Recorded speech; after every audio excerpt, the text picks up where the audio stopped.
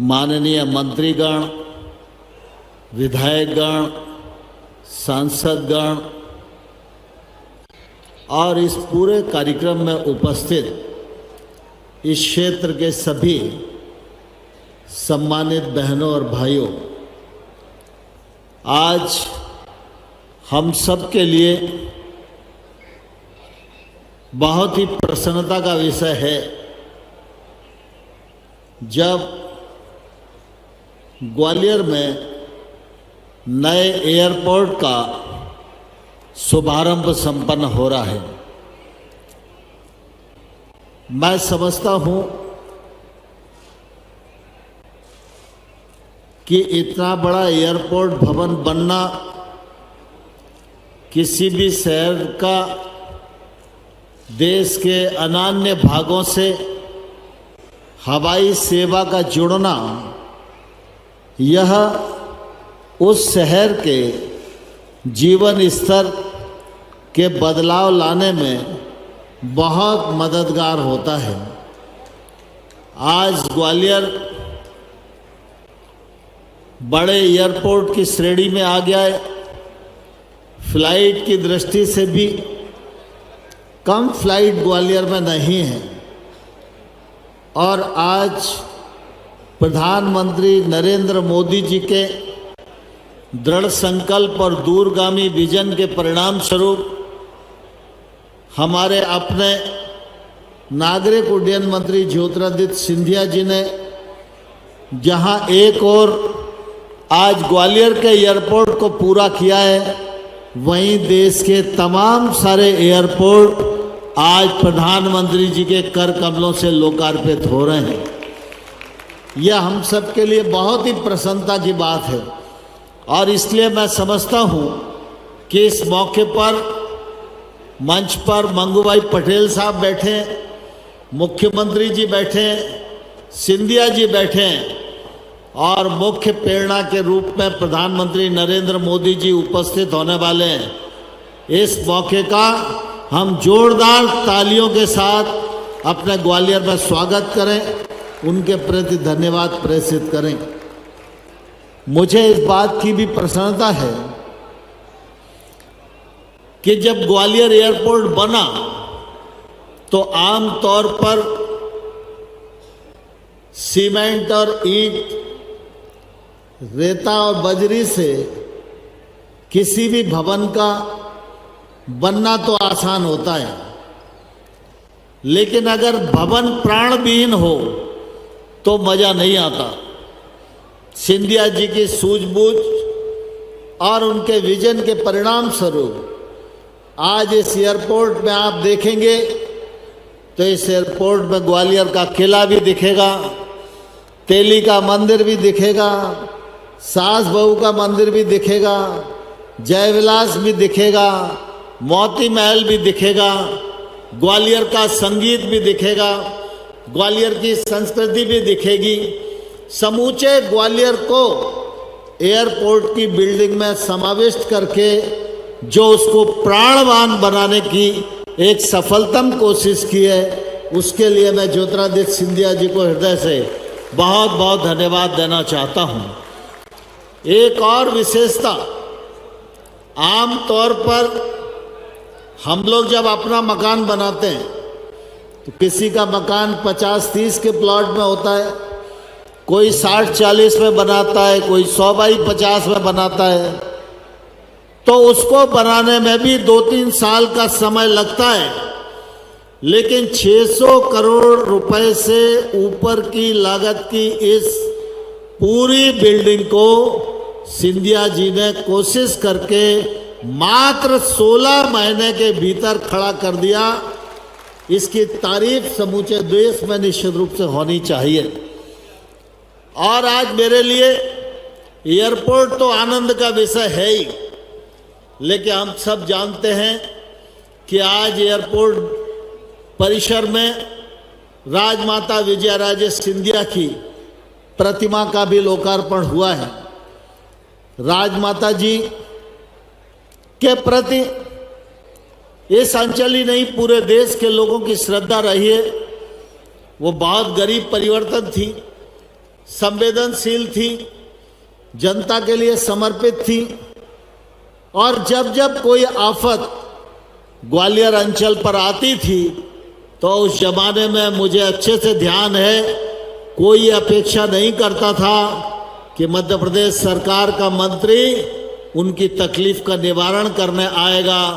हर आदमी की ज़बान पर एक ही बात होती थी, राजमाता जी तक खबर पहुंची या नहीं पहुंची। और राजमाता जी ने उसको जीते जी निभाया। और मेरे जैसे तमाम सारे कार्यकर्ताओं को उनका बहुत उस कालखंड में स्नेह प्राप्त हुआ। आज राजमाता जी की बहुत ही भव्य और दिव्य प्रतिमा की स्थापना हुई है, उसका साक्षी बनने का अवसर मुझे भी प्राप्त हुआ है। मैं इस अवसर पर बहुत ही अपने आप को प्रसन्न महसूस कर रहा हूँ और उनके प्रति हृदयपूर्वक श्रद्धा व्यक्त करता हूँ। साथ ही आज हम सबके मध्य डॉक्टर मोहन यादव जी हमारे मुख्यमंत्री उपस्थित हैं।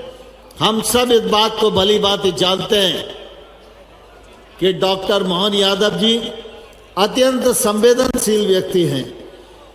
चाहे शिक्षा का क्षेत्र हो, चाहे साहित्य का क्षेत्र हो, संस्कृति का क्षेत्र हो, विकास का क्षेत्र हो, संवेदनशीलता का विषय हो, हर मामले में मोहन यादव जी जब से मुख्यमंत्री बने हैं बढ़ चढ़ के काम कर रहे हैं।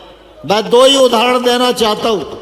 आमतौर पर अगर कोई व्यक्ति बीमार हो जाए और उस परिवार के व्यक्ति की आर्थिक स्थिति बहुत अच्छी नहीं है और उसको दिल्ली शिफ्ट करना है, तो सामान्य परिवार का व्यक्ति एयर एम्बुलेंस का इस्तेमाल नहीं कर सकता था।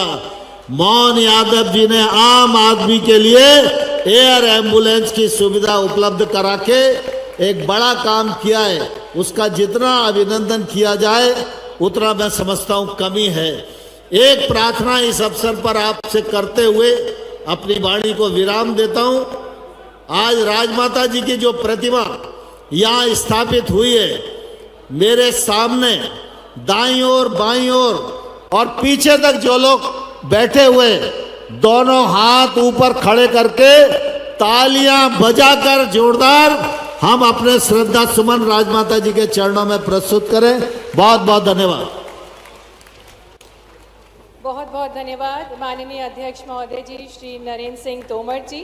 और अब मैं आग्रह करना चाहूंगी माननीय राज्यपाल महोदय जी, माननीय मुख्यमंत्री जी एवं माननीय केंद्रीय मंत्री जी श्री ज्योतिरादित्य सिंधिया जी आज मंच पे आसीन हमारे साथ हमारे प्रदेश के महामहिम राज्यपाल महोदय, जिनका एक बहुत लंबा इतिहास जनसेवा के साथ रहा है, हमें आशीर्वाद प्रदान करने के लिए उपस्थित हैं। परम आदरणीय मांगूभाई पटेल जी, हमारे प्रदेश के यशस्वी, लोकप्रिय और जन जन के साथ जुड़े हुए हमारे मुख्यमंत्री, मंच पर आसीन हमारे विधानसभा के अध्यक्ष और हमारे ग्वालियर के ही सपूत आदरणीय नरेंद्र सिंह तोमर जी, मंच पर आसीन समस्त मंत्रीगण, हमारे समस्त विधायकगण, पूर्व मंत्रीगण, हमारे एक एक जिलाध्यक्ष। समय की कमी है इसलिए हर एक का नाम मैं नहीं ले पा रहा हूं, मैं क्षमा प्रार्थी हूं। मंच पर उपस्थित समस्त हमारे महानुभाव, हमारे संत महात्मा गुरुगण, जिनको मैं झुककर यहां से प्रणाम करता हूं, हमारे सामने बैठे हुए ग्वालियर की आन बान और शान और मेरी जीवन की मकसद ग्वालियर की समस्त प्यारी जनता जनार्दन जो यहाँ उपस्थित है इस प्रांगण में, और मीडिया के मेरे सभी भाई बंधु और मेरी सारी लाडली बहन और लाडली लक्ष्मियां जो यहाँ इस कार्यक्रम में उपस्थित है, आज सबको मेरा झुककर प्रणाम। आज ग्वालियर के लिए ऐतिहासिक दिवस है और आज इस दिवस पर जहां मेरी आजी अम्मा के नाम पर नवीन एयरपोर्ट टर्मिनल का उद्घाटन प्रधानमंत्री जी के द्वारा महामहिम के समक्ष मुख्यमंत्री जी के साथ किया जा रहा है, आज मेरे पूज्य पिताजी की भी जन्म जयंती है, तो मेरी आजी अम्मा और मेरे पूज्य पिताजी को मैं झुककर प्रणाम करता हूं।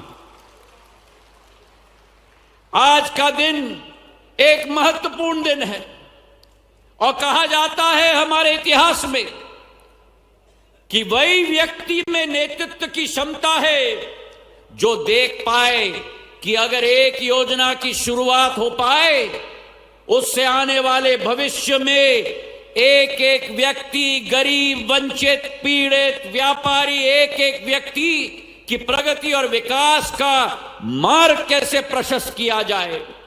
और आज हमें गर्व है कि आज पूरे देश का नेतृत्व हमारे ऐसे कर्मठ, ऐसे लगनशील, ऐसे समर्पित प्रधानमंत्री नरेंद्र मोदी जी कर रहे हैं, जो इस 140 करोड़ जनता का मां भारती का झंडा केवल देश में नहीं, अंतर्राष्ट्रीय जगत पे नहीं, लेकिन चांद पे भी गाड़ के रख दिया है मेरे भाई और बहनों।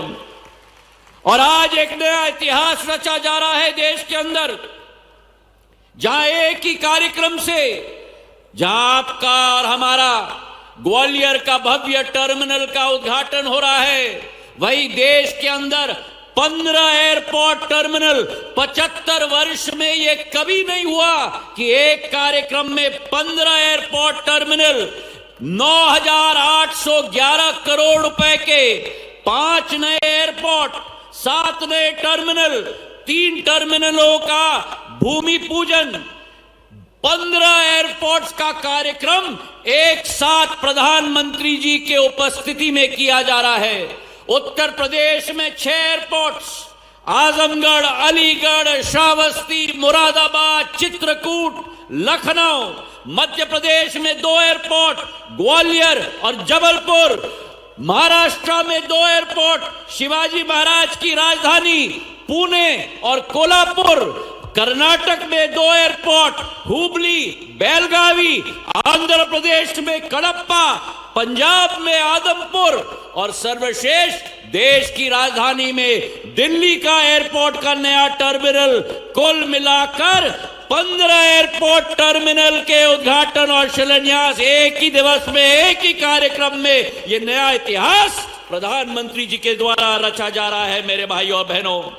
ये ग्वालियर का हवाई अड्डा, जिसका सपना आपने और हमने देखा था, मैं मुख्यमंत्री मोहन यादव जी को कहना चाहता हूं, प्रधानमंत्री अटल बिहारी वाजपेयी जी के समय में मेरी आजी अम्मा के नाम पर यह एयरपोर्ट का नामांकन हुआ। मेरे पूज्य पिताजी के द्वारा स्थापित किया गया था यह एयरपोर्ट। उसके पहले शिवाजीराव महाराज के द्वारा ग्वालियर का महाराजपुर का अड्डा स्थापित किया गया था। और अगर एक योग्य आजी का योग्य नाती मैं हूं और योग्य पिता का योग्य पुत्र में हूं, तो मैंने भी ठान लिया कि एक ऐसा एयरपोर्ट ग्वालियर में बनना चाहिए जिससे पूरे प्रदेश का नहीं, देश का शान और मान बढ़ पाए मेरे भाई और बहनों। 650 करोड़ रुपए का ये एयरपोर्ट। और इस मंच से मैं नरेंद्र सिंह तोमर जी को भी, नरेंद्र सिंह जी, मैं आपको भी धन्यवाद अर्पित करना चाहता हूं। हमने शुरुआत की थी 29 एकड़ की छोटी जमीन सिविल ऑनक्लेव की। मैं नरेंद्र सिंह जी के पास गया, मैंने कहा कि आलू संसाधन का हमारा केंद्र यहां है, वहां से जमीन हमें दीजिए। अब कल्पना करो, 29 एकड़ की जमीन थी, ये एयरपोर्ट बना है 144 एकड़ की जमीन पर मेरे भाई और बहनों। और देखो इतिहास जो हमने रचा है, आपने रचा है, मोहन यादव जी ने रचा है, सभी ने साथ में मिलकर रचा है। देश में पहला एयरपोर्ट बना जो 16 अक्टूबर 2022 को गृह मंत्री जी के द्वारा शिलान्यास किया गया और 16 महीने के अंदर प्रधानमंत्री जी के द्वारा आज लोकार्पण किया जा रहा है मेरे भाई और बहनों। 75 वर्ष के इतिहास में सबसे कम समय में बना हुआ एयरपोर्ट आपका ग्वालियर का एयरपोर्ट है मेरे भाई और बहनों। मैं अपने विभाग के सभी अफसरों को भी धन्यवाद देना चाहता हूं। रुबीना जी आप उठिए, शरद जी आप उठिए, रात दिन इन्होंने मिलकर काम किया है नया कीर्तिमान स्थापित करने के लिए ग्वालियर के एयरपोर्ट के लिए। मेरे भाई और बहनों, 16 महीने में बना हुआ ये एयरपोर्ट, और जहां जैसे नरेंद्र सिंह जी ने कहा ग्वालियर को जहां एक जगह गंतव्य से जोड़ा गया था, आज ग्वालियर के हवाई अड्डे पर मुंबई की प्लेन आती है, दिल्ली की प्लेन आती है, बंगलुरु की प्लेन आती है, हैदराबाद की प्लेन आती है, इंदौर की प्लेन आती है, अयोध्या की प्लेन आती है, अहमदाबाद की प्लेन आती है। ग्वालियर को पूरे देश के साथ जोड़ने का काम आज संपन्न हुआ है प्रधानमंत्री जी के आशीर्वाद और मोहन यादव जी के साथ के आधार पर। मेरे भाई और बहनों, आज ये एयरपोर्ट 2,00,000 2.5 लाख स्क्वायर फुट का बना है। मध्य प्रदेश का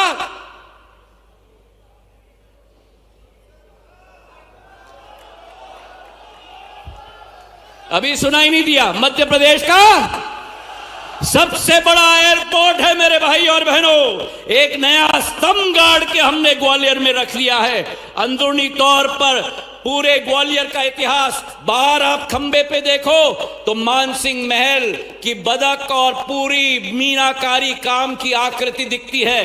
अंदर राजा मानसिंह, माजी महाराज, माधव महाराज के इतिहास का उल्लेख है। आप अंदर जाओ तो ग्वालियर पॉटरी, जो देश विदेश में नाम रखा गया था, ग्वालियर पॉटरी का पूरा दृश्य है। ग्वालियर की हमारे कालीन पूरे विश्व में प्रसिद्ध है, ग्वालियर के कालीन लगे हुए हैं। ग्वालियर में केवल एक वो मंदिर है पूरे विश्व में, चतुर्भुज मंदिर, शून्य मंदिर। वो शून्य मंदिर की आकृति बनी है चंदेरी के हमारे बुनकरों के द्वारा, वो शून्य का सिंबल बना हुआ है। हमारे ग्वालियर के एयरपोर्ट के अंदर एक एक दृश्य लड़ाई की लगी हुई है।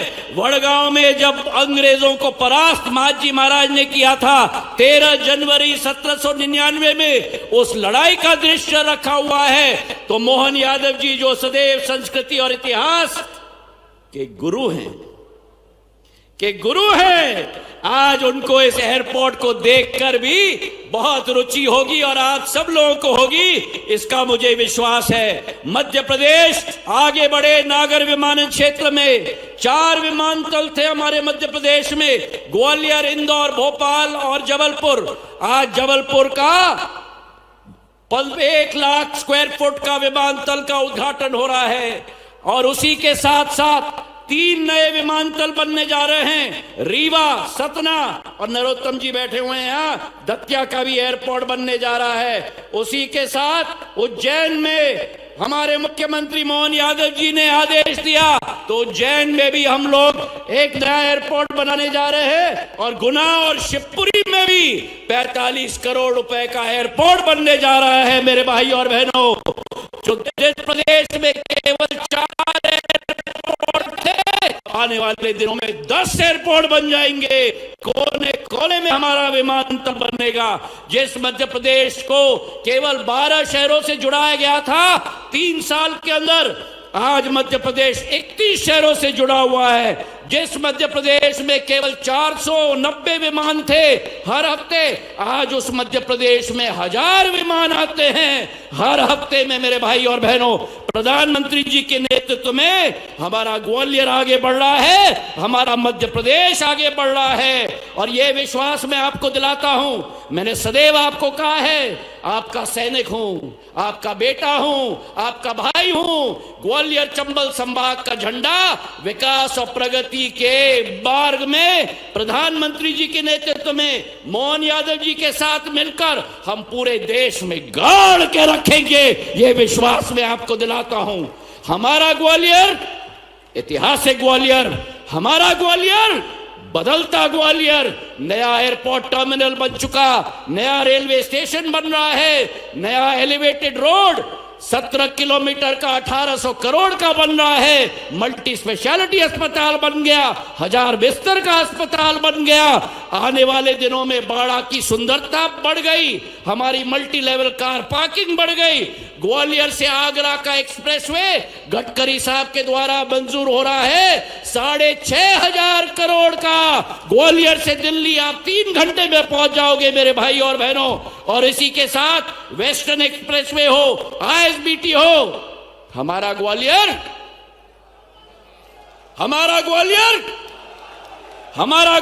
बदलता ग्वालियर, हमारा ग्वालियर विकसित ग्वालियर। प्रधानमंत्री जी के नेतृत्व में विकसित भारत बन रहा है, आत्मनिर्भर भारत बन रहा है। मोहन यादव जी के नेतृत्व में विकसित मध्य प्रदेश बन रहा है, आत्मनिर्भर मध्य प्रदेश बन रहा है। और आप और हम सब 85 लोगों के साथ मिलकर हम लोग हर दल के व्यक्ति, मुझे आज खुशी है कि मेरे पूज्य पिताजी की जयंती पर बीजेपी, कांग्रेस सब एक साथ हैं और इसी के साथ ग्वालियर और क्षेत्र का विकास हम लोग करेंगे। बहुत बहुत धन्यवाद। जय हिंद, जय भारत।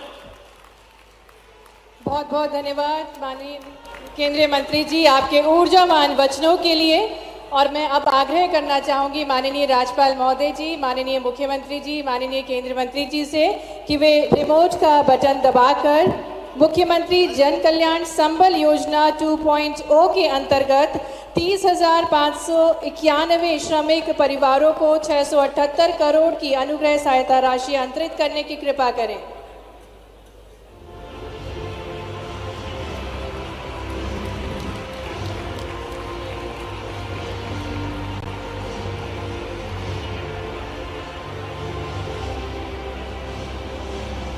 पुनः आग्रह माननीय राज्यपाल महोदय जी, माननीय मुख्यमंत्री जी, माननीय केंद्रीय मंत्री जी से कि वे रिमोट का बटन दबाकर 256 विकास कार्य जिनकी लागत राशि 28 करोड़ 64 लाख रुपए है, साथ ही 2 करोड़ 97 लाख की लागत से स्मार्ट सिटी के अंतर्गत नवीन प्रवेश द्वार सहस्त्रबाहु द्वार का लोकार्पण और शिलान्यास करने की कृपा करें।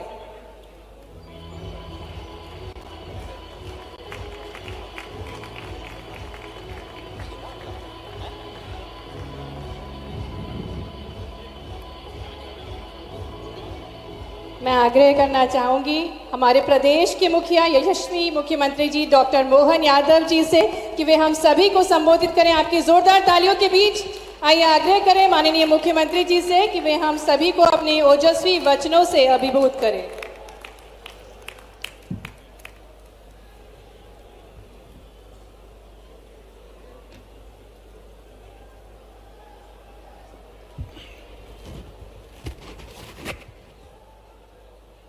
स्वर्गीय राजमाता सिंधिया विमानतल के लोकार्पण के अवसर पर हमारे महामहिम राज्यपाल माननीय मंगू भाई पटेल जी, हमारे अपने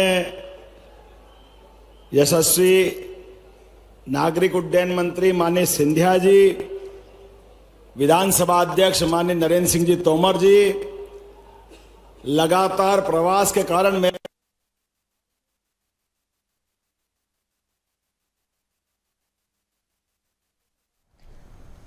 सीधी तस्वीरें ग्वालियर से, जहां पर राजमाता विजया राजे सिंधिया की मूर्ति का अनावरण हुआ और उसके बाद में अब ग्वालियर को एक और बड़ी सौगात मिलने वाली है। दरअसल ग्वालियर का नया एयरपोर्ट टर्मिनल बनकर तैयार हो चुका है और इसका अब कुछ ही देर बाद प्रधानमंत्री के द्वारा कम शब्दों में और कम समय में ही पूरा करना है, लेकिन सबका भाव भी है और मेरी भूमिका भी है।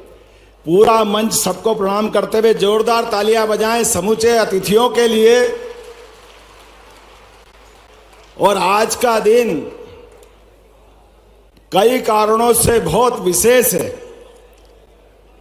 स्वर्गीय राजमाता सिंधिया जी के नाम पर यह नया विमानतल का अपने आप में लोकार्पण, यह हमारी समृद्ध विरासत के साथ वर्तमान में हमारे यशस्वी प्रधानमंत्री के नेतृत्व में बदलते दौर का बदलता भारत और बदलते भारत में बदलते राज्य के अंदर के विकास के नए कीर्तिमान और कीर्तिमान में नया प्रतिमान का इतिहास गढ़ता यह विमानतल है। यह अपने आप में उदाहरण है।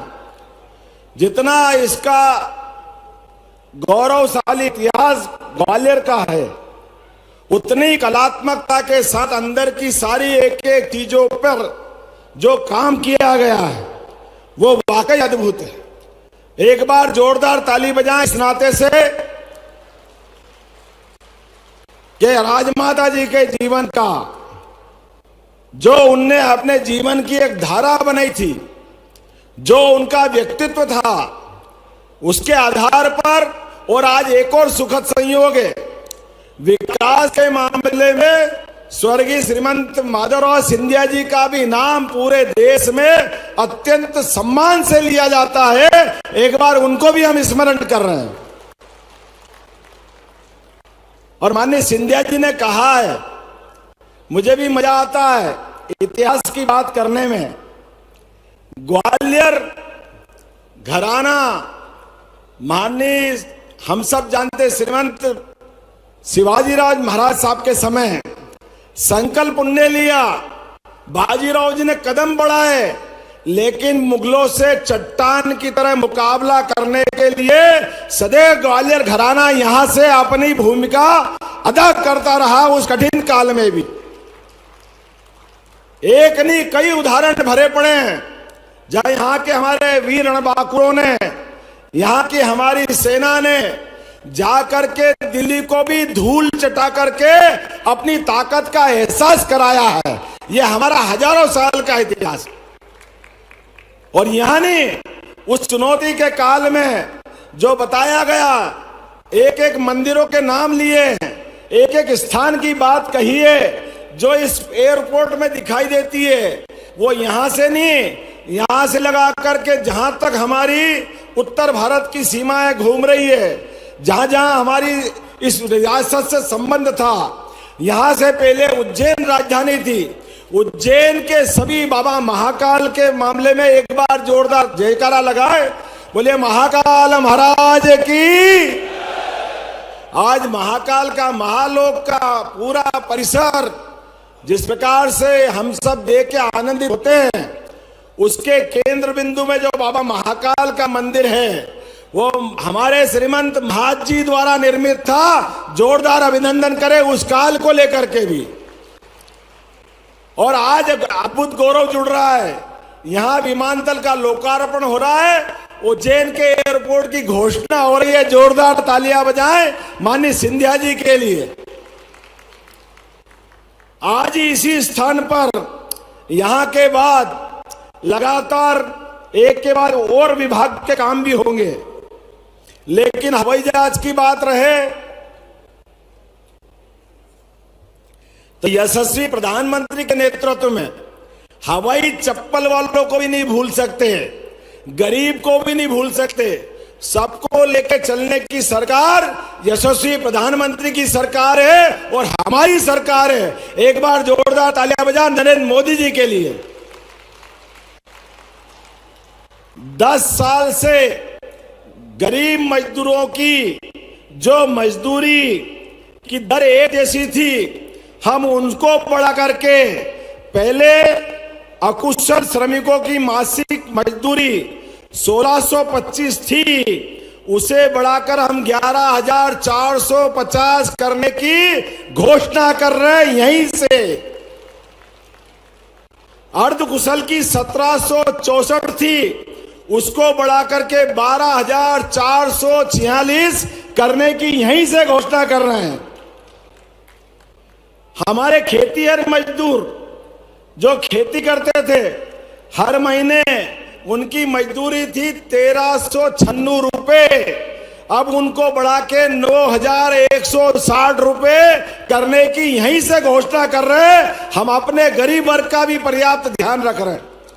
और मजदूर वो नहीं जो पूरे महीने काम करे, मजदूर वो नहीं कि जो किसी न किसी के आश्रय पाकर के पूरे समय काम करे, अपना छोटा छोटा काम करने वाले लोग। आजकल तो अमेज़न, समाचार पत्र घर घर पहुंचाने वाले हाकर, ऐसे गिग मजदूर माने जाते हैं।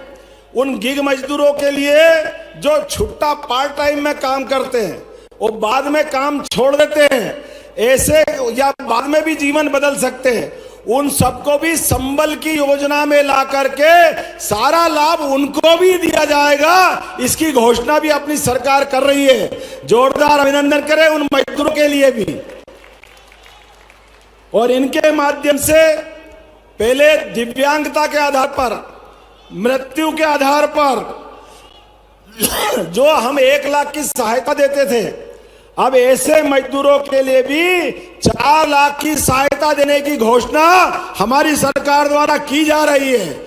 आज के बाद इस श्रेणी के भी कोई लोग कोई दुर्घटना में घायल हो जाए, काल के प्रवाह में परमात्मा के यहाँ कोई कारण से पहुंचे, हमारी सरकार संबल बनकर के उनके दुख में साथ खड़ी दिखाई देगी। मैं आज के इस अवसर पर, चूंकि हम यहाँ बात कर रहे हैं मजदूरों की, तो 50% लागत पर ई स्कूटर कोई मजदूर खरीदेगा, उसको भी 40,000 तक की निशुल्क मदद करने की घोषणा हमारी सरकार करती है।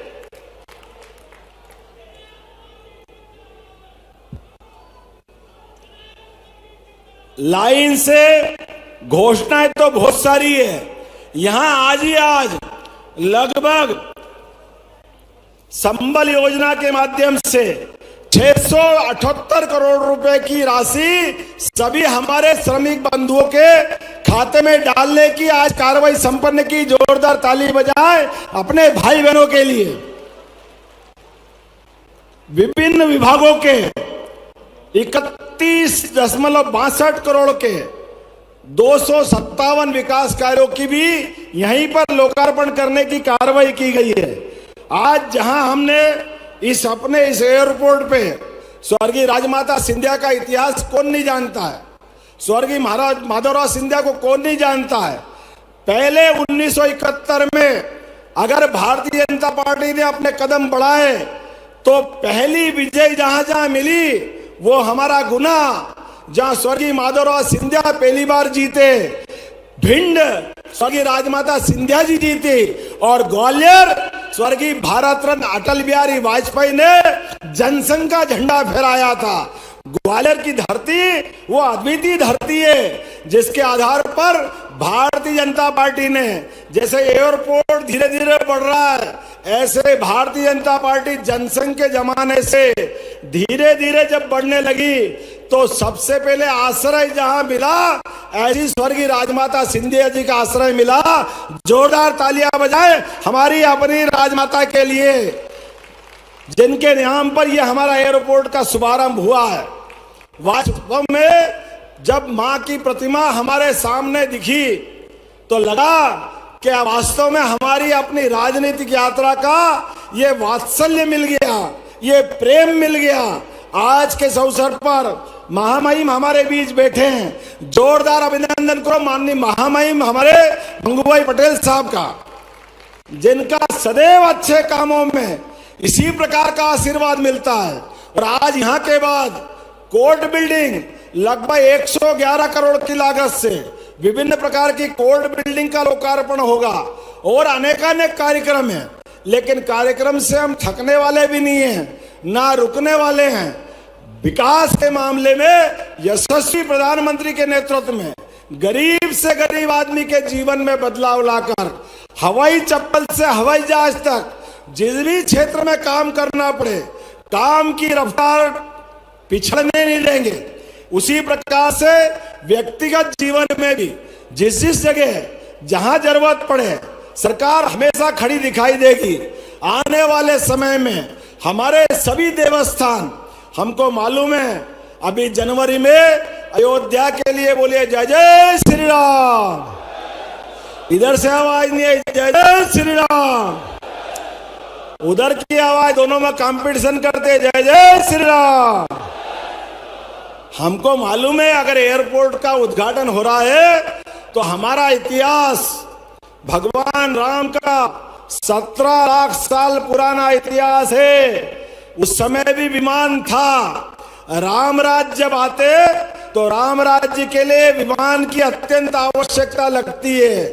विमान के माध्यम से हमारे देश और प्रदेश में अंदर गति हो, प्रगति हो, और दुश्मन आंख दिखाए तो आंख में आंख डाल करके हिसाब चुकता करने के लिए भी नरेंद्र मोदी जी के नेतृत्व में सर्जिकल स्ट्राइक में ग्वालियर से हवाई जहाज उड़े थे और पाकिस्तान की हवा निकालने का काम किया था। ये इतिहास भी ग्वालियर का है। ये केवल हमारी सुख सुविधा के लिए नहीं बन रहा है, ये जीवन के सब क्षेत्रों में समान रूप से इसी प्रकार से विकास के काम चलते जाएंगे।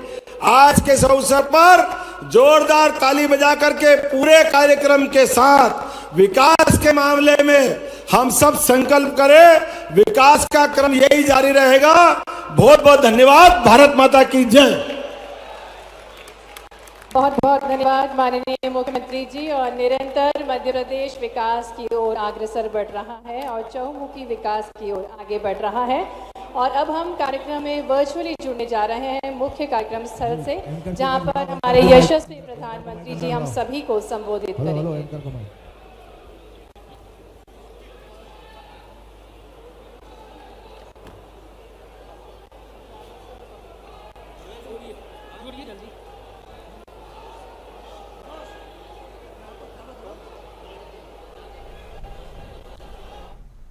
ग्वालियर में राजमाता विजयाराजे सिंधिया की मूर्ति का अनावरण करने के बाद अब कार्यक्रम की शुरुआत होने वाली है। कुछ ही देर बाद प्रधानमंत्री नरेंद्र मोदी वर्चुअली कार्यक्रम से जुड़ेंगे और ग्वालियर को बड़ी सौगात देंगे, जहां टर्मिनल का आज उद्घाटन किया जाएगा। 450 करोड़ की लागत से जबलपुर का एयरपोर्ट तैयार हुआ है। मध्य प्रदेश को ये 2 अब एयरपोर्ट मिलने वाले हैं। दरअसल इन 2 एयरपोर्ट का जो है नवीनीकरण किया गया, 2 हवाई अड्डों की ये सौगात आज मध्य प्रदेश को मिलने वाली है। इनमें एक ग्वालियर और जबलपुर के हवाई अड्डा शामिल है। दरअसल देश में 16 और मध्य प्रदेश के 2 नए टर्मिनल को प्रधानमंत्री नरेंद्र मोदी वर्चुअली कार्यक्रम से जुड़कर शुभारंभ करेंगे। इन एयरपोर्ट का, इन टर्मिनलों का।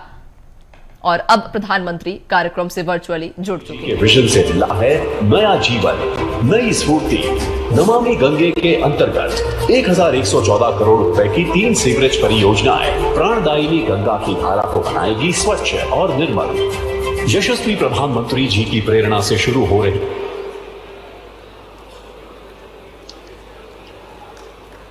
ये थी नए उत्तर प्रदेश और नए भारत की तस्वीर।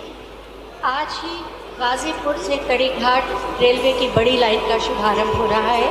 मैं माननीय प्रधानमंत्री महोदय से अनुरोध करूंगी कि गाजीपुर, आप सभी से आग्रह है कृपया आप सभी अपने स्थान पर बैठ जाएं। हमारे यशस्वी प्रधानमंत्री जी हमसे संवाद करेंगे, आप सभी को संबोधित करेंगे। आप सभी से आग्रह है कृपया आप सभी अपने स्थानों पर बैठ जाएं। हम सुनेंगे हमारे यशस्वी प्रधानमंत्री जी को कुछ ही क्षणों में।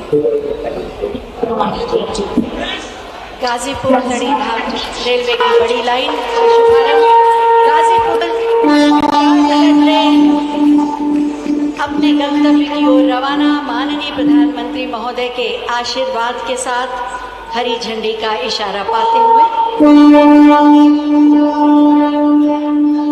जोरदार तालियां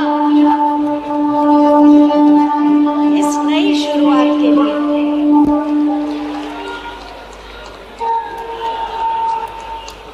बहुत बहुत धन्यवाद माननीय प्रधानमंत्री जी। देश की प्रतिभा और सामर्थ्य को सम्मान देकर 140 करोड़ भारतीयों के मन में विकसित भारत के स्वप्न को संकल्प में बदला है माननीय प्रधानमंत्री श्री नरेंद्र मोदी जी ने। मैं बहुत ही आदर के साथ माननीय प्रधानमंत्री महोदय से अनुरोध करूंगी कि अपने मार्गदर्शन से हमें अनुग्रहित करें आपकी जोरदार तालियों के साथ।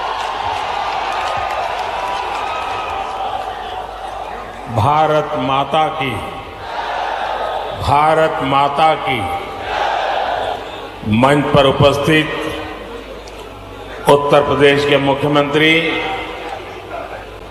श्रीमान योगी आदित्यनाथ जी, उप मुख्यमंत्री श्रीमान केशव प्रसाद मौर्य, भारतीय जनता पार्टी के प्रदेश अध्यक्ष और विधान परिषद के सदस्य श्रीमान भूपेंद्र चौधरी जी, उत्तर प्रदेश सरकार के सभी आदरणीय मंत्रीगण, सांसदगण, अन्य महानुभाव और आजमगढ़ के मेरे प्यारे भाई और बहनों,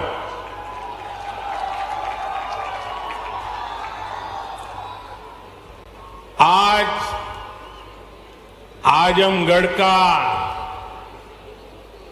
सितारा चमक रहा है।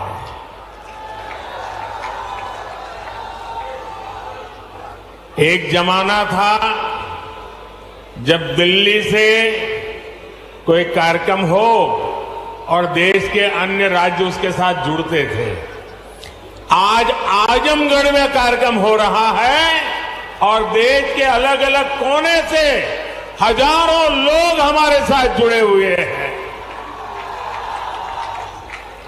जो हजारों लोग जुड़े हैं, मैं उन सब का भी स्वागत करता हूं, अभिनंदन करता हूं।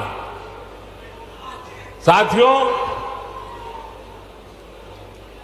आज केवल आजमगढ़ी नहीं बल्कि पूरे देश के विकास के लिए कई विकास परियोजनाओं का यहां से शुभारंभ हो रहा है। जिस आजमगढ़ को देश के पिछड़े इलाकों में गिनते थे, आज वही देश के लिए विकास का नया अध्याय लिख रहा है। आज आजमगढ़ से कई राज्यों में करीब 34,000 करोड़ रुपए के प्रोजेक्ट, उसका लोकार्पण और शिलान्यास हुआ है। आजमगढ़ के साथ साथ श्रावस्ती, मुरादाबाद, चित्रकूट, अलीगढ़, जबलपुर, ग्वालियर, लखनऊ, पुणे, कोल्हापुर, दिल्ली और आदमपुर, इतने सारे एयरपोर्ट्स पर नए टर्मिनल भवन का उद्घाटन हुआ है। और इन टर्मिनल्स के लिए कितनी तेजी से काम हुआ है, इसका एक उदाहरण ग्वालियर का विजया राजे सिंधिया एयरपोर्ट भी है। ये एयरपोर्ट सिर्फ 16 महीने की अवधि में बनकर तैयार हो गया।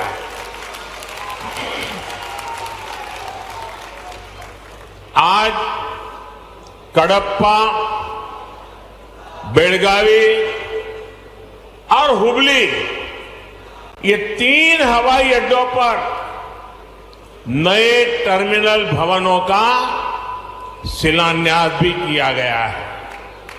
ये सारे प्रयास देश के सामान्य मानवी के लिए हवाई जहाज की यात्रा को और ज्यादा सहज और सुलभ बनाएंगे। लेकिन साथियों, आप देखिए, पिछले कई दिनों से मेरे समय की मर्यादा के कारण मैं एक ही स्थान पर से देश के अनेकों प्रोजेक्ट का लोकार्पण कर रहा हूं। और जब लोग सुनते हैं कि देश में एक साथ इतने एयरपोर्ट, एक साथ इतने रेलवे स्टेशन, एक साथ इतने हवाई अड्डे, एक साथ इतने IIM, एक साथ इतने एम्स, लोग अचरज हो जा रहे हैं। और कभी कभी पुरानी जो सोच रहती थी ना, तो इसको भी उसी चौखट में बिठाते हैं और क्या कहते हैं, अरे भाई ये तो सब चुनाव का मौसम है ना। अरे मेहरबान, चुनाव के मौसम में पहले क्या हुआ करता था? पहले की सरकारों में बैठे हुए लोग जनता की आंख में धूल झोंकने के लिए घोषणाएं कर देते थे। कभी कभी तो इनकी हिम्मत इतनी होती थी कि पार्लियामेंट में भी रेलवे की नई नई योजनाएं घोषित कर देते थे, बाद में कोई पूछने वाला नहीं। और जब मैं एनालिसिस करता तो 35 साल पहले घोषणा हुई। कभी चुनाव के पहले पत्थर गाड़ देते थे आकर के, फिर खो जाते थे, पत्थर भी खो जाते थे, नेता भी खो जाते थे। यानी सिर्फ घोषणाएं होना। और मुझे याद है जब 2019 के वर्ष में मैं कोई भी योजना घोषित करता था या शिलान्यास करता था तो पहला हेडलाइन यही बनता था कि देखो भाई ये तो चुनाव है इसलिए हो रहा है। आज देश देख रहा है मोदी दूसरी मिट्टी का इंसान है।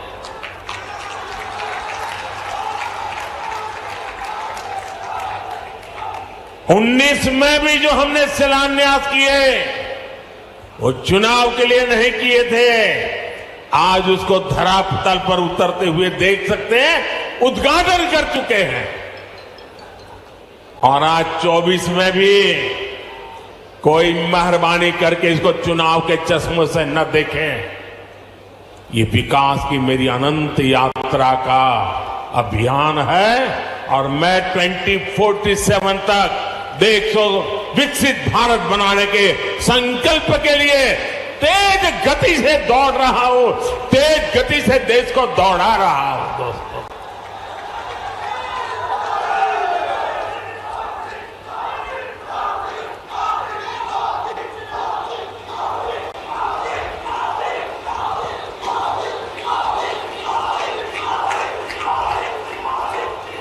आजमगढ़ का इतना प्यार, इतना स्नेह देश भर के लोग आज जुड़े हुए देख रहे हैं। आपका ये उत्साह देख रहे हैं और मैं देख रहा हूं पीछे जितने लोग अंदर पंडाल में हैं उससे ज्यादा धूप में तप रहे हैं। भैया ये प्यार अद्भुत है।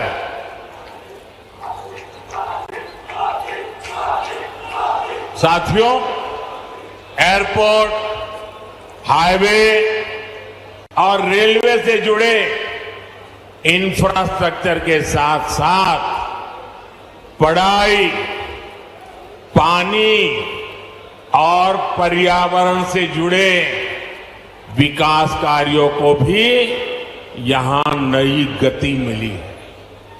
इन विकास परियोजनाओं के लिए मैं उत्तर प्रदेश और देश के सभी राज्यों की जनता को बधाई देता हूं। मैं विशेष रूप से आजमगढ़ के लोगों का आभार व्यक्त करता हूं। वो इतनी बड़ी संख्या में हमें आशीर्वाद देने आए हैं। और आजमगढ़ के मेरे भाई बहन, मोदी की एक और गारंटी सुन लीजिए। बताऊं, आजमगढ़ के मेरे प्यारे भाई बहन, मैं आपको एक और गारंटी देता हूं, सुनाऊं? आप बताएं तो बताऊं? देखिए, ये कल का आजमगढ़ अब वो गढ़ है, ये आजन्मगढ़ है। ये आजन्मगढ़ विकास का गढ़ रहेगा, आजन्म रहेगा। अनंत काल तक ये विकास का गढ़ बना रहेगा। ये मोदी की गारंटी है। दोस्तों, साथियों, आज आजमगढ़ में एक नया इतिहास लिखा जा रहा है। यहां से लेकर विदेश तक जे भी आजमगढ़ का रहने वाला हो, सबके आज बहुत खुशी मिलत हुई। ये पहली बार नहीं हो। एकरे पहले जब हम पूर्वांचल एक्सप्रेसवे का उद्घाटन कईनी तो आजमगढ़ के सब आदमी कहत रहे कि अब लखनऊ में जहाज से उतर के हमन यहां 2.5 घंटा में आ जाब। अब तो आजमगढ़ में आपन जहाज उतरेगा ठिकाना हो गेल।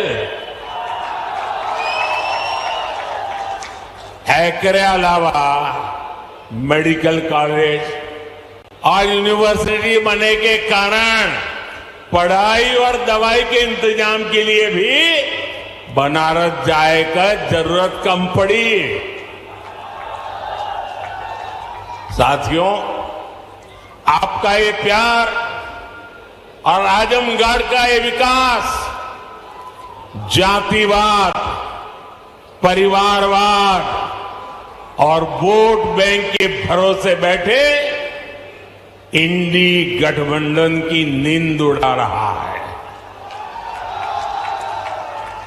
पूर्वांचल ने दशकों तक जातिवाद और तुष्टीकरण की राजनीति देखी है और पिछले 10 वर्षों में ये क्षेत्र विकास की राजनीति भी देख रहा है और 7 साल से योगी जी के नेतृत्व में उसे और गति मिली है।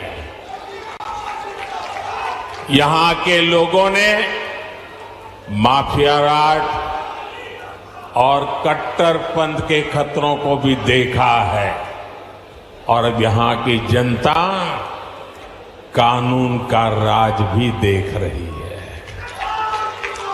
आज यूपी में अलीगढ़, मुरादाबाद, चित्रकूट और श्रावस्ती में जैसे जिन शहरों को नए एयरपोर्ट टर्मिनल्स मिले हैं, उन्हें कभी यूपी का छोटा और पिछड़ा शहर कहा जाता था। उनकी कोई पूछने वाला नहीं था। अब यहां भी हवाई सेवाएं शुरू हो रही हैं क्योंकि इन शहरों में तेजी से विकास हो रहा है।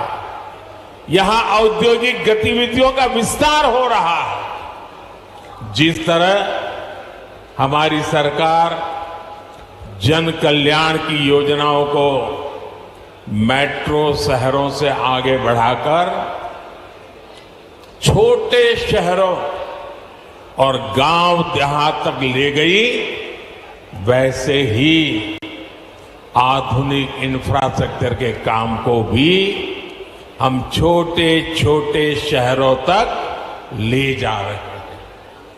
छोटे शहर भी अच्छे एयरपोर्ट, अच्छे हाईवे के उतने ही हकदार हैं जितने ही बड़े मेट्रो शहर हैं। और भारत में जो तेजी से अर्बनाइजेशन हो रहा है, उसका जो प्लानिंग 30 साल पहले होना चाहिए था, वो नहीं हुआ। हम उसी को ध्यान में रखते हुए आज टियर 2, टियर 3 सिटी उनकी ताकत बढ़ा रहे हैं ताकि अर्बनाइजेशन रुके नहीं और अर्बनाइजेशन एक अवसर बन जाए, उस दिशा में हम काम कर रहे हैं। सबका साथ, सबका विकास का यही विजन डबल इंजन की सरकार का मूल मंत्र है। साथियों, आज आजमगढ़, मऊ और बलिया को कई रेलवे प्रोजेक्ट्स की सौगात मिली है। इसके अलावा आजमगढ़ रेलवे स्टेशन का भी विकास किया जा रहा है। सीतापुर, शाहजहांपुर, गाजीपुर, प्रयागराज, आजमगढ़ और कई दूसरे जिलों से जुड़ी रेल परियोजनाओं का लोकार्पण और शिलान्यास भी हुआ है। प्रयागराज रायबरेली, प्रयागराज चकेरी और शामली पानीपत समेत कई हाईवेज का लोकार्पण शिलान्यास भी अभी अभी मैंने किया है। प्रधानमंत्री ग्राम सड़क योजना के तहत 5000 किलोमीटर से ज्यादा सड़कों का लोकार्पण हुआ है।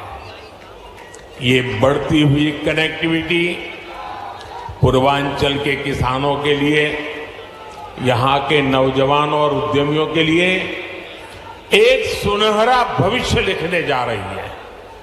साथियों, हमारी सरकार की प्राथमिकता है कि किसानों को उनकी उपज का सही दाम मिले।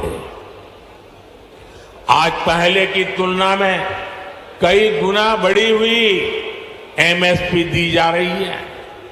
गन्ना किसानों के लिए भी इस साल लाभकारी मूल्य में 8% की वृद्धि की गई है।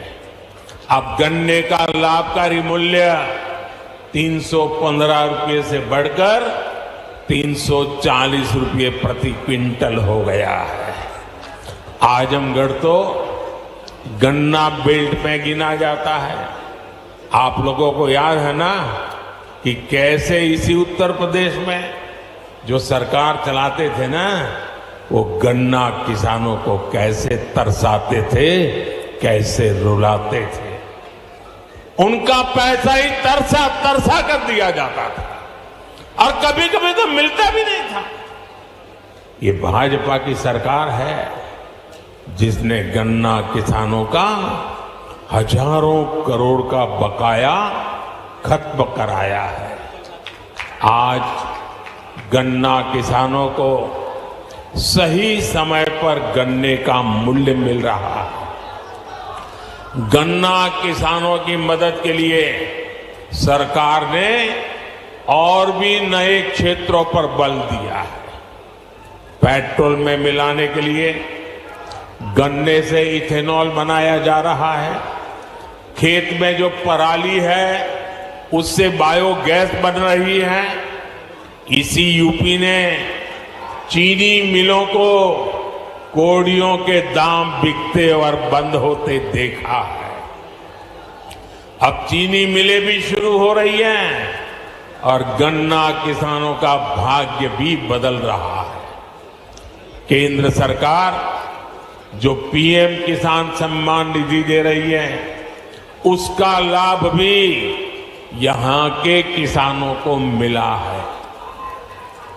अकेले आजमगढ़ के ही करीब 8 लाख किसानों को पीएम किसान सम्मान निधि के 2000 करोड़ रुपए मिले हैं।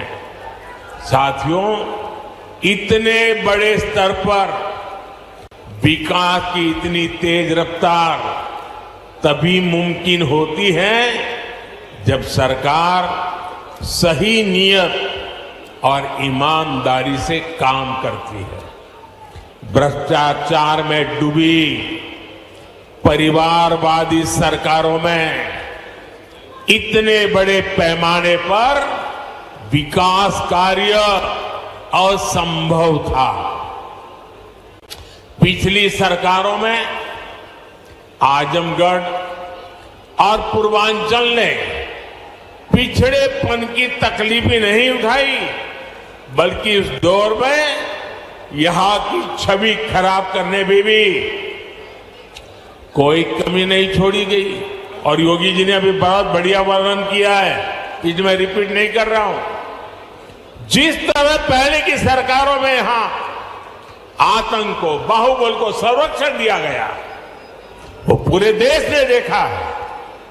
इस परिस्थिति को बदलने के लिए यहां के युवाओं को नए अवसर देने के लिए भी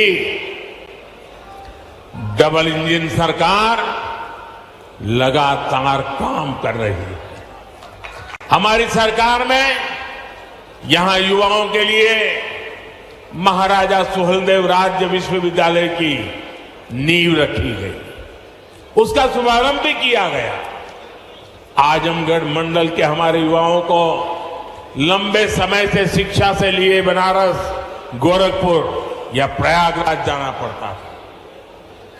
बच्चों को दूसरे शहर पढ़ने के लिए भेजने पर मां बाप पर जो आर्थिक बोझ पड़ता है, वो भी मैं समझता हूं। अब आजमगढ़ का ये विश्वविद्यालय हमारे युवाओं के लिए उच्च शिक्षा के रास्ते को आसान करेगा। आजमगढ़, महू, गाजीपुर और इसके आसपास के कई जिलों के बच्चे इस यूनिवर्सिटी से शिक्षा ग्रहण करने आ सकेंगे। आप लोग बताइए, ई यूनिवर्सिटी बन जाए से आजमगढ़ मऊ वालन के फायदा होई के ना, होई के ना। साथियों, उत्तर प्रदेश देश की राजनीति भी तय करता है और उत्तर प्रदेश देश का विकास भी दिशा तय कर रहा है। मोदी दूसरी मिट्टी का इंसान है।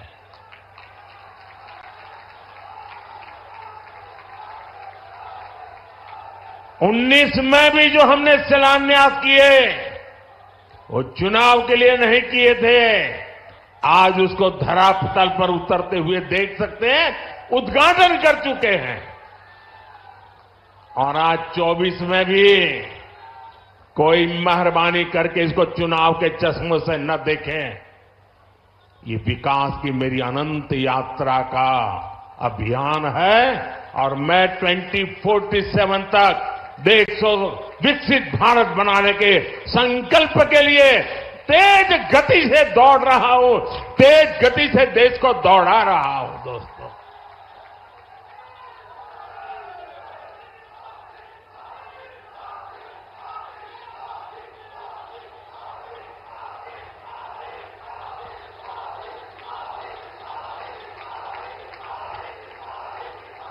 आजमगढ़ का इतना प्यार, इतना स्नेह देश भर के लोग आज जुड़े हुए देख रहे हैं। आपका ये उत्साह देख रहे हैं और मैं देख रहा हूं पीछे जितने लोग अंदर पंडाल में हैं उससे ज्यादा धूप में तप रहे हैं। भैया, ये प्यार अद्भुत है।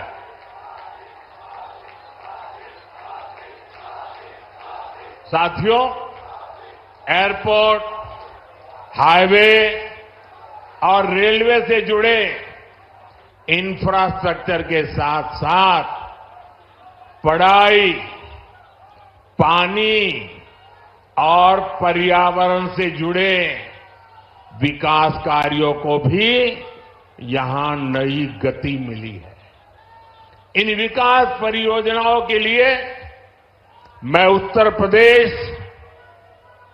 और देश के सभी राज्यों की जनता को बधाई देता हूं। मैं विशेष रूप से आजमगढ़ के लोगों का आभार व्यक्त करता हूं। वो इतनी बड़ी संख्या में हमें आशीर्वाद देने आए हैं। और आजमगढ़ के मेरे भाई बहन, मोदी की एक और गारंटी सुन लीजिए। बताऊं, आजमगढ़ के मेरे प्यारे भाई बहन, मैं आपको एक और गारंटी देता हूं, सुनाऊं? आप बताएं तो बताऊं? देखिए, ये कल का आजमगढ़ अब वो गढ़ है, ये आजन्मगढ़ है। ये आजन्मगढ़ विकास का गढ़ रहेगा, आजन्म रहेगा। अनंत काल तक ये विकास का गढ़ बना रहेगा। ये मोदी की गारंटी है। दोस्तों, साथियों, आज आजमगढ़ में एक नया इतिहास लिखा जा रहा है। यहां से लेकर विदेश तक जे भी आजमगढ़ का रहने वाला हो, सबके आज बहुत खुशी मिलत हुई। ये पहली बार नहीं हो। एकरे पहले जब हम पूर्वांचल एक्सप्रेसवे का उद्घाटन कईनी तो आजमगढ़ के सब आदमी कहत रहे कि अब लखनऊ में जहाज से उतर के हमन यहां 2.5 घंटा में आ जाब। अब तक आजमगढ़ में आपन जहाज उतरे का ठिकाना हो गेल। एकरे अलावा मेडिकल कॉलेज और यूनिवर्सिटी बनने के कारण पढ़ाई और दवाई के इंतजाम के लिए भी बनारस जाए का जरूरत कम पड़ी। साथियों, आपका ये प्यार और आजमगढ़ का ये विकास जातिवाद, परिवारवाद और वोट बैंक के भरोसे बैठे इंडी गठबंधन की नींद उड़ा रहा है। पूर्वांचल ने दशकों तक जातिवाद और तुष्टीकरण की राजनीति देखी है और पिछले 10 वर्षों में ये क्षेत्र विकास की राजनीति भी देख रहा है और 7 साल से योगी जी के नेतृत्व में उसे और गति मिली है। यहां के लोगों ने माफिया राज और कट्टरपंथ के खतरों को भी देखा है और अब यहां की जनता कानून का राज भी देख रही है। आज यूपी में अलीगढ़, मुरादाबाद, चित्रकूट और श्रावस्ती में जैसे जिन शहरों को नए एयरपोर्ट टर्मिनल्स मिले हैं, उन्हें कभी यूपी का छोटा और पिछड़ा शहर कहा जाता था। उनकी कोई पूछने वाला नहीं था। अब यहां भी हवाई सेवाएं शुरू हो रही हैं क्योंकि इन शहरों में तेजी से विकास हो रहा है। यहां औद्योगिक गतिविधियों का विस्तार हो रहा है। जिस तरह हमारी सरकार जन कल्याण की योजनाओं को मेट्रो शहरों से आगे बढ़ाकर छोटे शहरों और गांव देहात तक ले गई, वैसे ही आधुनिक इंफ्रास्ट्रक्चर के काम को भी हम छोटे छोटे शहरों तक ले जा रहे हैं। छोटे शहर भी अच्छे एयरपोर्ट, अच्छे हाईवे के उतने ही हकदार हैं जितने ही बड़े मेट्रो शहर है। और भारत में जो तेजी से अर्बनाइजेशन हो रहा है, उसका जो प्लानिंग 30 साल पहले होना चाहिए था, वो नहीं हुआ। हम उसी को ध्यान में रखते हुए आज टियर 2, टियर 3 सिटी उनकी ताकत बढ़ा रहे हैं ताकि अर्बनाइजेशन रुके नहीं और अर्बनाइजेशन एक अवसर बन जाए, उस दिशा में हम काम कर रहे हैं। सबका साथ, सबका विकास का यही विजन डबल इंजन की सरकार का मूल मंत्र है। साथियों, आज आजमगढ़, मऊ और बलिया को कई रेलवे प्रोजेक्ट्स की सौगात मिली है। इसके अलावा आजमगढ़ रेलवे स्टेशन का भी विकास किया जा रहा है। सीतापुर, शाहजहांपुर, गाजीपुर, प्रयागराज, आजमगढ़ और कई दूसरे जिलों से जुड़ी रेल परियोजनाओं का लोकार्पण और शिलान्यास भी हुआ है। प्रयागराज रायबरेली, प्रयागराज चकेरी और शामली पानीपत समेत कई हाईवेज का लोकार्पण शिलान्यास भी अभी अभी मैंने किया है। प्रधानमंत्री ग्राम सड़क योजना के तहत 5000 किलोमीटर से ज्यादा सड़कों का लोकार्पण हुआ है। ये बढ़ती हुई कनेक्टिविटी पूर्वांचल के किसानों के लिए, यहां के नौजवानों और उद्यमियों के लिए एक सुनहरा भविष्य लिखने जा रही है। साथियों, हमारी सरकार की प्राथमिकता है कि किसानों को उनकी उपज का सही दाम मिले। आज पहले की तुलना में कई गुना बढ़ी हुई एमएसपी दी जा रही है। गन्ना किसानों के लिए भी इस साल लाभकारी मूल्य में 8% की वृद्धि की गई है। अब गन्ने का लाभकारी मूल्य 315 रुपये से बढ़कर 340 रुपये प्रति क्विंटल हो गया है। आजमगढ़ तो गन्ना बेल्ट में गिना जाता है। आप लोगों को याद है ना कि कैसे इसी उत्तर प्रदेश में जो सरकार चलाते थे ना, वो गन्ना किसानों को कैसे तरसाते थे, कैसे रुलाते थे। उनका पैसा ही तरसा तरसा कर दिया जाता था और कभी कभी तो मिलता भी नहीं था। ये भाजपा की सरकार है जिसने गन्ना किसानों का हजारों करोड़ का बकाया खत्म कराया है। आज गन्ना किसानों को सही समय पर गन्ने का मूल्य मिल रहा है।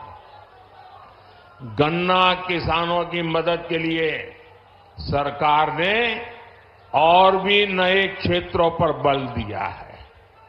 पेट्रोल में मिलाने के लिए गन्ने से इथेनॉल बनाया जा रहा है। खेत में जो पराली है उससे बायोगैस बन रही है। इसी यूपी ने चीनी मिलों को कोड़ियों के दाम बिकते और बंद होते देखा है। अब चीनी मिलें भी शुरू हो रही हैं और गन्ना किसानों का भाग्य भी बदल रहा है। केंद्र सरकार जो पीएम किसान सम्मान निधि दे रही है, उसका लाभ भी यहां के किसानों को मिला है। अकेले आजमगढ़ के ही करीब 8 लाख किसानों को पीएम किसान सम्मान निधि के 2000 करोड़ रुपए मिले हैं।